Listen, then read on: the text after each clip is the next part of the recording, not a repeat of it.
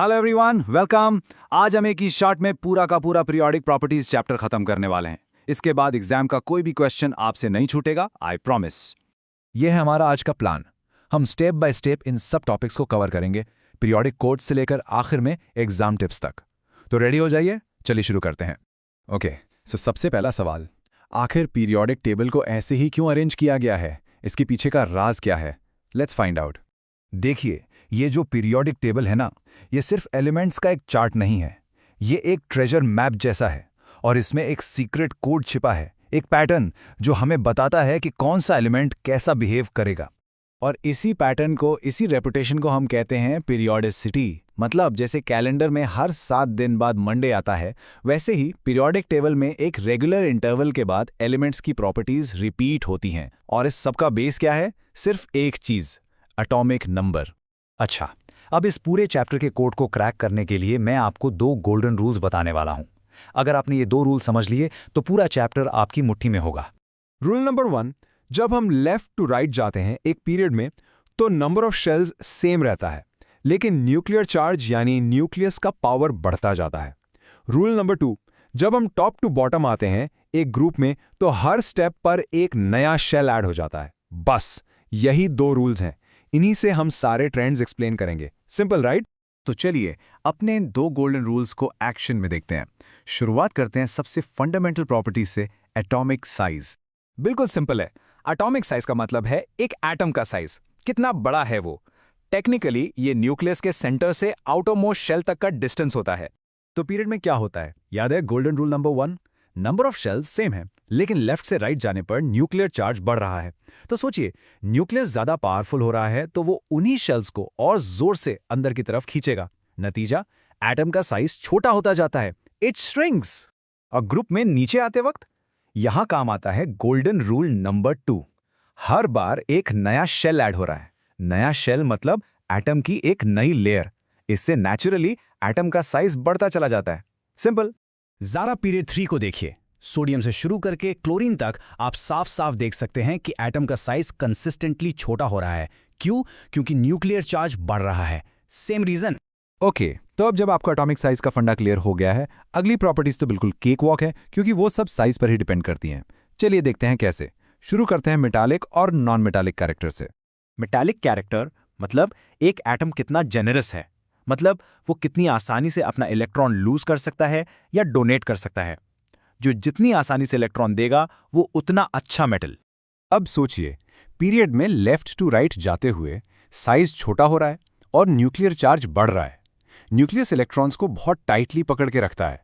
तो क्या electron lose करना आसान होगा या मुश्किल? बिल्कुल, बहुत मुश्किल होगा। इसीलिए मेटालिक कैरेक्टर डिक्रीज होता है। और ग्रुप में नीचे आते वक्त साइज बढ़ रहा है। आउटरमोस्ट इलेक्ट्रॉन न्यूक्लियस से बहुत दूर हो जाता है। न्यूक्लियस का कंट्रोल कमजोर पड़ जाता है, तो उस इलेक्ट्रॉन को निकालना बहुत आसान हो जाता है। इसलिए down the group metallic character बढ़ता है। Elements become more metallic. और नॉन मेटालिक कैरेक्टर, ये मेटालिक कैरेक्टर का A to Z उल्टा है। ये है इलेक्ट्रॉन गेन करने की टेंडेंसी।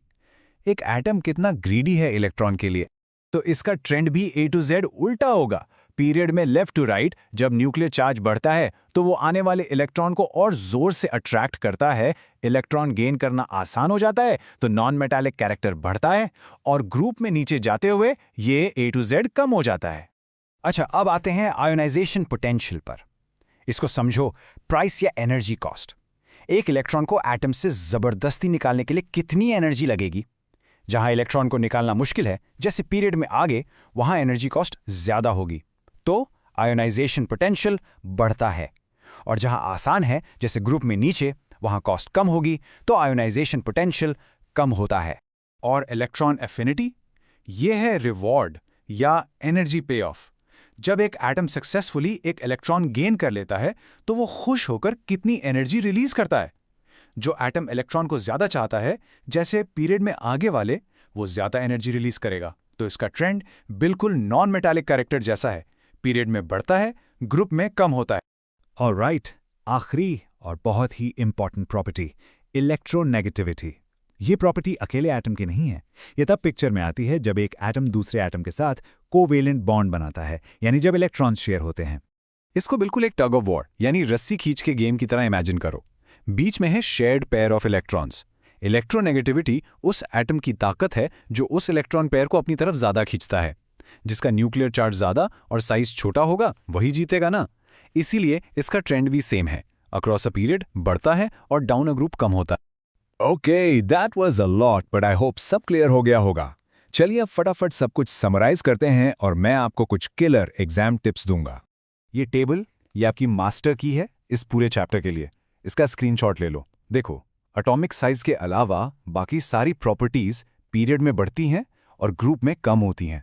और सबका रीजन क्या है? वही दो golden rules, nuclear charge and number of shells. और आखिर में मेरे 3 golden exam tips. Number 1, exam में कोई भी रीजन पूछे आपका आंसर हमेशा न्यूक्लियर चार्ज या नंबर ऑफ शेल से शुरू होना चाहिए। नंबर 2, मेटालिक और non metallic trends A to Z एक दूसरे के ऑपोजिट हैं। एक याद कर लो, दूसरा अपने आप हो जाएगा। और नंबर 3, ग्रुप 1 यानी एल्कली मेटल्स सबसे स्ट्रॉन्ग मेटल्स हैं और ग्रुप 17 यानी हैलोजेंस सबसे स्ट्रॉन्ग नॉन मेटल्स। बस इतना कर लो और आप इस चैप्टर में फुल मार्क्स लाओगे। अब पीरियोडिक टेबल का कोड क्रैक करना मुश्किल नहीं बल्कि आसान है।